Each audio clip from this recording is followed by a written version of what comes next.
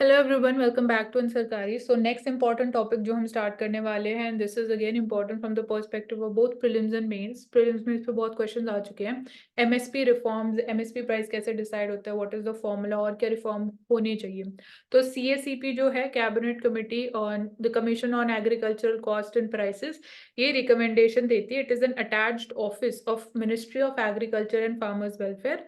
तो 1965 में इसको बनाया गया। एंड अगर हम उनकी कॉम्पोजिशन की बात करें तो चेयरमैन होता है, member secretary, one member official and two other members which are non official. तो जो नॉन ऑफिशियल मेंबर्स है, representatives of the farming community है, मतलब फार्मर्स को वो रिप्रेजेंट करते हैं। Usually they are active, an active association with the farming community. तो फार्मर्स के क्या इंटरेस्ट है, उनकी क्या डिमांड है, वो यहाँ पे गिवन दैट, कंसिडरिंग दैट वो अपनी रिकमेंडेशन देते हैं कि क्या एमएसपी प्राइस होना चाहिए। तो it is mandated to recommend MSP to incentivize the cultivators to adopt modern technology, or even if we want to shift the cropping pattern also। तो मेजर एग्रीकल्चर प्रोडक्ट्स के लिए एमएसपी फिक्स्ड जो government announce करती है हर साल, after taking into account की committee की क्या रिकमेंडेशंस रही। तो जो रिकमेंडेशंस है एडवाइजरी इन नेचर है, final decisions lie with the hands of the government. तो 23 कमोडिटीज के लिए एमएसपी रिकमेंड किया जाता है and 7 cereals their names are mentioned, 5 pulses are there, 7 oil seeds and 4 commercial crops, copra, sugarcane, cotton and raw jute। तो इसमें coffee एक ऐसा क्रॉप है जिसके लिए coffee and I think T के लिए भी इट इज नॉट रिकमेंडेड। तो एमएसपी इन दो चीजों के लिए नहीं होती है, उसको रिमेंबर करना इंपॉर्टेंट है। तो सीएसीपी जो अपनी रिकमेंडेशन सबमिट करती है गवर्नमेंट को, that is in the form of price policy reports, हर साल सबमिट की जाती है। And these are for 5 groups of commodities: kharif crops, rabi crop, sugarcane, raw jute and copra।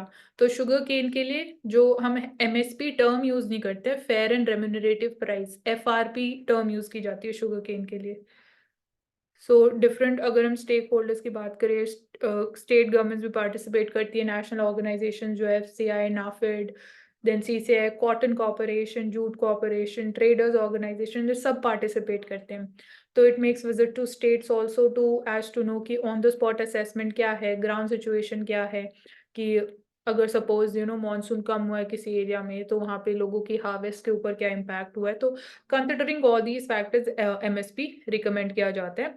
तो after receiving the feedback from them, जो cabinet committee on economic affairs है under the union government, वो final decision लेते हैं at the level of कि क्या MSP होना चाहिए, एंड जो सीएसीपी उनको रिकमेंड करती है। तो अल्टीमेट पावर हम बोल सकते हैं यूनियन गवर्नमेंट या cabinet committee on economic affairs के हाथों में रहता है। एंड सीएसीपी एक एपिक्स एडवाइजरी बॉडी है। तो रैशनल बिहाइंड सीएसीपी प्राइस क्या है, नॉन प्राइस रिकमेंडेशन, ये सब कंसिडर करके लोग अपनी रिकमेंडेशन आगे भेजते हैं। And FCI, food corporation of India, जो हमें पता है बफर स्टॉक मेंटेन करते हैं, प्रोक्योर भी करते हैं। National agriculture cooperative marketing federation, this is important, NAFED involve in implementing the MSP at state level. तो NAFED is very important when it comes to implementation of MSP. Determinants of MSP क्या होते हैं, या टर्म्स ऑफ रेफरेंस अगर हम CACP की बात करते हैं तो here the recommending price policy of the various commodities under its mandate, जो कमीशन है, it keeps in mind various terms of reference. Terms of reference हम हमेशा बात भी करते हैं in the context of finance commission also, तो उनके डिफरेंट होते हैं। And it analyses demand and supply situation क्या है, कॉस्ट ऑफ प्रोडक्शन कितनी आई। तो ये जो फैक्टर्स हैं एमएसपी फॉर्मूला के लिए, हम बोलेंगे कि ये सब एनालाइज किए जाते हैं and then we come up with one single MSP price. तो कॉस्ट ऑफ प्रोडक्शन इंक्रीज हुई है, कम हुई है, वो अकाउंट में लिया जाता है। प्राइस ट्रेंड, मार्केट में क्या, मार्केट प्राइस क्या चल रहा है, डोमेस्टिक और इंटरनेशनल दोनों, तो ये इंपॉर्टेंट है। इंटरनेशनल प्राइस भी they are taken into consideration. Inter crop price parity, अब ये क्यों इंपॉर्टेंट है, इंपॉर्टेंट इसलिए कि सपोज अगर किसी क्रॉप का प्राइस बहुत ज्यादा है तो फार्मर्स उसी को कल्टीवेट करना प्रेफर करेंगे, तो इसलिए प्राइस पैरिटी इंपॉर्टेंट हो जाता है। And in terms of also promoting more equality, कि आपने सपोज डिफरेंट क्रॉप्स अगर, क्योंकि ऑब्वियसली एक यूनिफॉर्मिटी नहीं है, पूरा इंडिया एक ही क्रॉप कल्टीवेट नहीं कर रहा है, तो इनकम डिस्ट्रीब्यूशन में भी inter crop price parity important होता है। Terms of trade between agriculture और नॉन एग्रीकल्चर, वो भी इक्वल और सेम या फिर सिमिलर होना चाहिए, उसमें भी इतना ज़्यादा डिफरेंस इनइक्वालिटी नहीं होनी चाहिए, सो दैट्स इंपॉर्टेंट। और जो मिनिमम 50% है that is as the margin over the cost of production रखा जाता है, तो जो कॉस्ट ऑफ प्रोडक्शन है उससे 50% ज़्यादा एज अ मार्जिन होना चाहिए। तो likely implication of MSP on consumer लेकिन दैट प्रोडक्ट। ठीक है, वो आगे आएगा, क्या वो? स्वामीनाथन कमेटी का हाँ रिपोर्ट। वो आगे आएगा। सो इट क्योंकि विल। लिखा हुआ है ना कि कॉस्ट ऑफ प्रोडक्शन का 50% ज्यादा, हम्म। तो उससे कभी घाटा भी हो जाता है। कॉस्ट ऑफ प्रोडक्शन कैसे निकाले, हाँ वो एक वो, 1380 हाँ में वहाँ वही लिखा। वो इशू है। ठीक है। तो ये तो अभी जो करंटली हम फॉलो कर रहे हैं, ये सारे कंपोनेंट्स है, 7 कंपोनेंट्स, कि कंज्यूमर्स के ऊपर भी क्या इम्पैक्ट होगा, तो एमएसपी इतना ज़्यादा भी नहीं हो सकता है।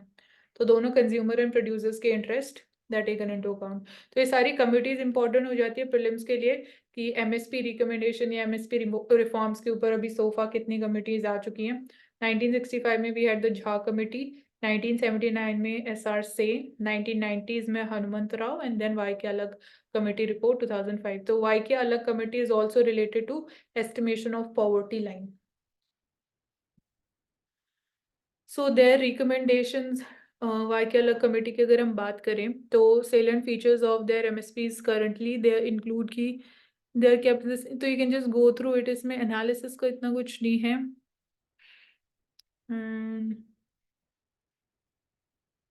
ये जस्ट हुआ कि करंटली मार्केट सिचुएशन क्या थी 2005 के टाइम पीरियड पे,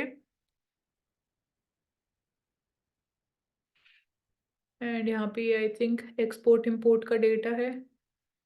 you can move forward. Hanumant Rao committees, wages of agriculture, ये बहुत पहले के हैं, तो हमारे लिए इम्पोर्टेंट एम एस हम्म। स्वामीनाथन कमेटी होगी। तो यहाँ पे कोई डाउट तो हो उसमें तो। कैसे कैसे किया हुआ था उस समय, उसमें रिकमेंडेशन दिया हुआ है पुराने कमेटी का। उन्होंने क्या रिकमेंडेशंस दिए? So okay, awareness among the farmers.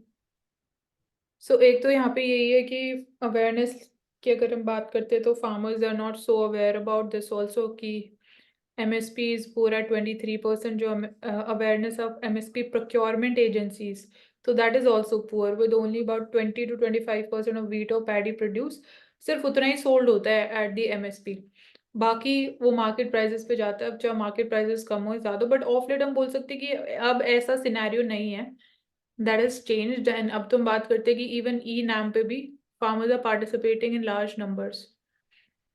So okay, history हम नेक्स्ट पार्ट में कवर करेंगे। तो यहाँ तक कोई डाउट हो? ये भी इम्पोर्टेंट था, लाइक नेम्स ऑफ कमिटी और क्या हम टर्म्स ऑफ रेफरेंस अभी फॉलो कर रहे हैं।